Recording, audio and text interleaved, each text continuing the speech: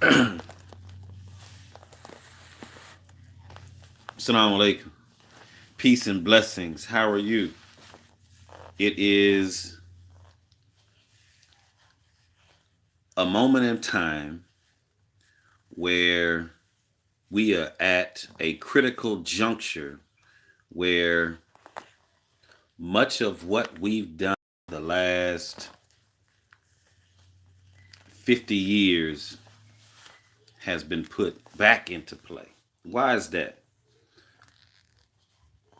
The Civil Rights Act was supposedly to be a turning point in our history where we fought for rights that are required by the Constitution, the international UN document related to international human rights. This is important because each and every day we are given examples by the current population that we are still considered 3/4 of a man, and that the Constitution was written for anyone other than minorities, including blacks and Latinos. And we're just given another moment in time that allows us to see where we are. People don't want to talk about race relations. We have to be comfortable with being uncomfortable. We've been uncomfortable. People that have been subjected to racial inequality, racial injustice, police brutality, not having the same options and opportunities from religion to education to political progress, cultural identity that's been misappropriated. And so, three issues that we really need to take a look at. There's a school in New York, specifically in Bronxville, that's a private school. It was a great idea to have a slave auction to teach the students about history. Why is that considered an assignment that is of academic importance? We've been through slavery. Reparations have yet to be paid. An apology has yet to be distributed to our people, domestically or in the diaspora. Why is this important? Why would a group of educators have the audacity to believe that you can have a slave auction at a charter school, at a private school, at a public school, or even at a home school? This is ridiculous. This is something that needs to be held accountable. Each one of those teachers, parents, and community need to be held accountable. And so when we say education, when we say the need to make sure that most of the assignments have to be related to our academic goal. And that academic goal needs to be one where human rights are not being violated. And those rights should not be violated in the sense that we remove the personable aspect of what needs to be done, which is making sure that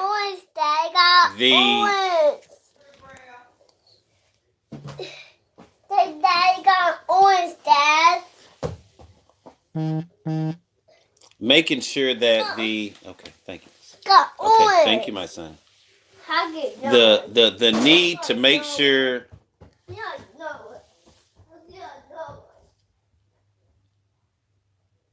that we are taught the core examples of education. We are taught the core examples of math, reading, English, history. That is what needs to be taught. So when we look at being number one in the world, where are we number one in the world at in terms of any of those core subjects? And so let's be 100% in math, in writing, in history, in other aspects that would enable American students and educators to be leaders in the world. But we are last in terms of human rights. We're last when we look at how we apply the laws. We're last when we look at the number of former students who now sit in jail. We're considered first. And so when we look at why would you have a school district have a slave auction, it is morally irreprehensible.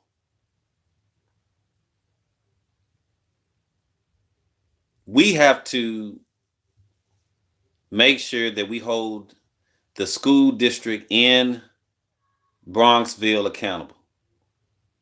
We have to write to all the people from the board to the superintendent to make sure that this teacher is removed from her teaching capacity. Why do we do this? What else is that teacher planning on teaching our kids? Don't have to be my biological kids, but those are our kids because we are a part of the same human family. When we say enough is enough, when we say Black dignity, and when we say we don't have time for that,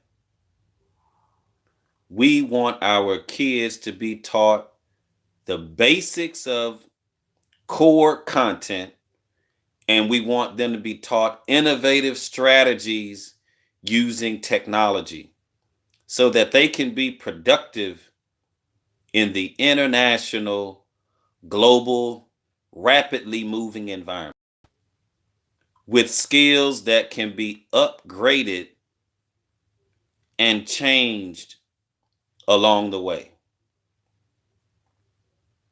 Creating knowledgeable, informed students who can solve the next generation's problems, but we still have the problems of our grandparents. We still have the problems of 2 or 3 or 4 generations. And so what will we do today that will help our people tomorrow? We have to stop talking and start writing and start calling. And so the call to action is to call and figure out those that are responsible for making the decisions in this area in New York to make sure that this teacher is held accountable. Enough is enough. That's point number one, call to action. Point number two, in the West Coast, a college student has had to sit into his class for a minimum of three classes. And he's had to sit in that class and endure a professor that wants to use the N word. So the name of this college is the College of Desert Palms at Desert Palms in California. My father, Khalid Al-Mansour, attended college at Howard, but he went to the University of California, Berkeley to get his law degree. And so he fought for people. And so he fought for everyone, all inclusive, but the problems that we have are racial injustice. So this student has had to sit in class listening to his professor drop the N word several times. Initially, the student said, well, it must be a mistake. Then the second time it happened, well, the professor stated that it needed to be done in order to get the student's attention. But then the third time, the student stood up and had to do a presentation, and he said, look, I've sat here 3 times, or I've sat here more than 2 times, and have had to endure you using this racial epithet called a nigger. Whether it's a nigger with an A or a nigger with the ER, it does not matter. And just because you don't have a high percentage of minorities in the class or in this particular school doesn't mean that you can use that term. African Americans, Africans, people of color are tired of you using terms like this, calling it academic excellence or academic literature, To Kill a Mockingbird, Uncle Tom's Cabin.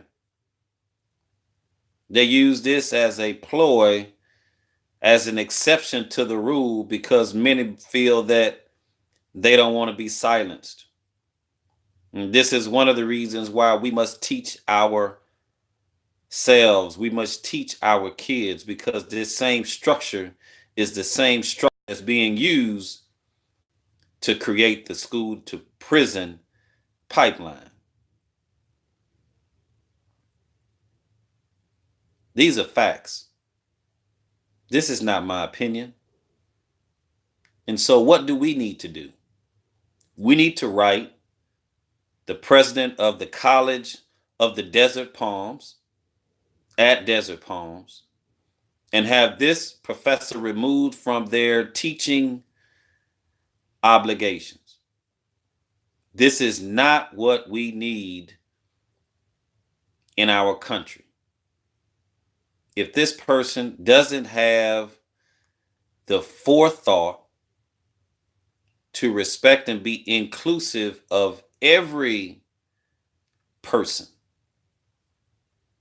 then this person needs to have some sort of class, some sort of sensitivity training, so that they know that this is not in the world that they've probably been taught. In 2019, we're still having to talk about this. Something needs to change. So what do? We need to stop talking and start writing and blowing up when I say blow up, I mean ring many times. That means to send a lot of emails. That means we need to call the phone lines and state our objective, which is we want that person removed because they don't have the capacity to teach any of the kids. And so that is our demand. We're not asking, that is our demand.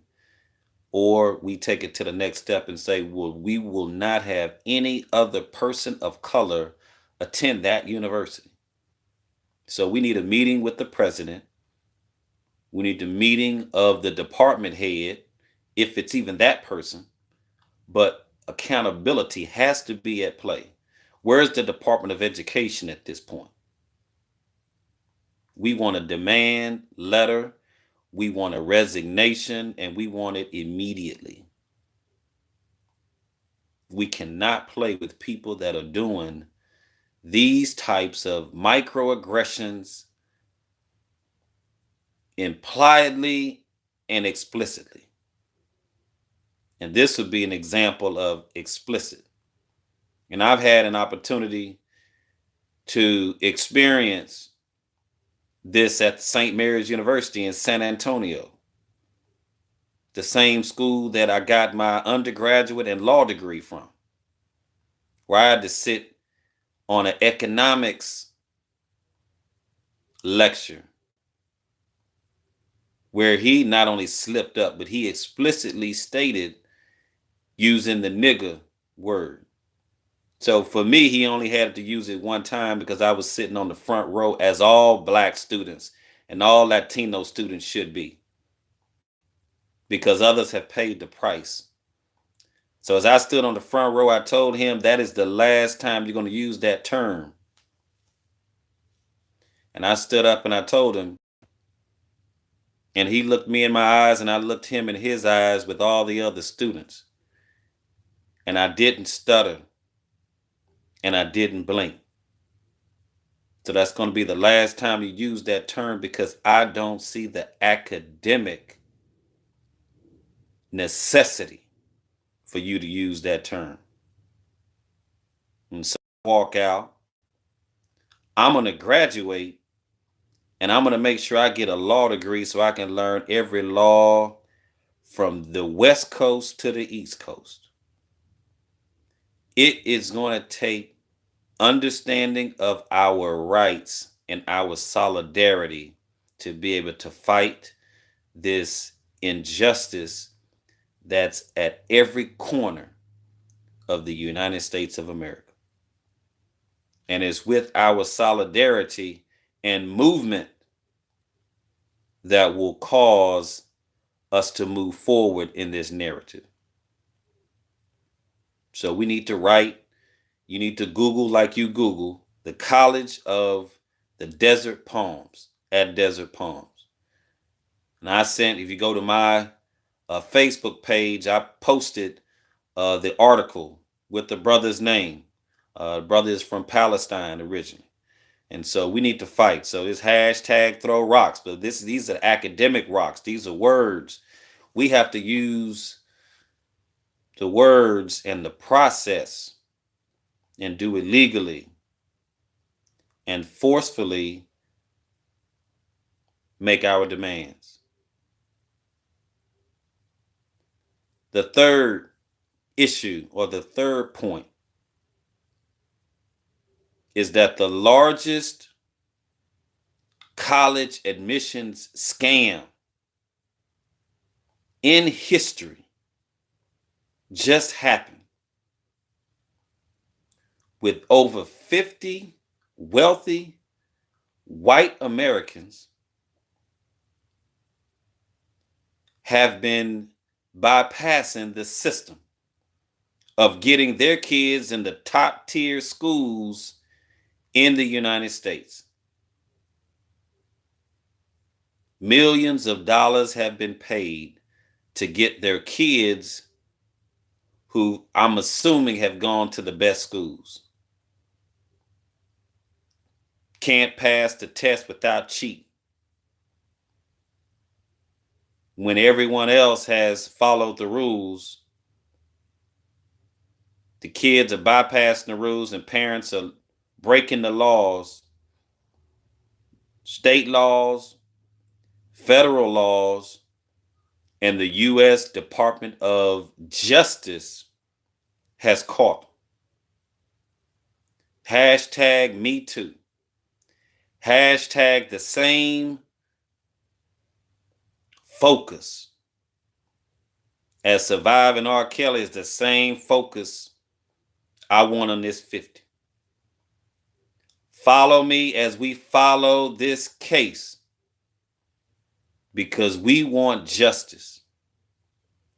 We want to make sure that justice is done across the board.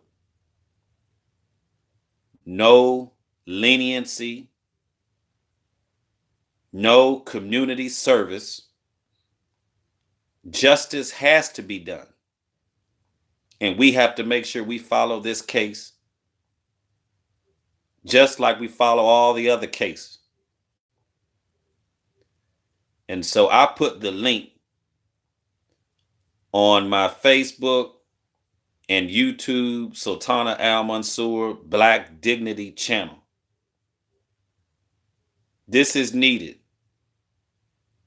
Sometimes you have to go live because anything else is uncivilized.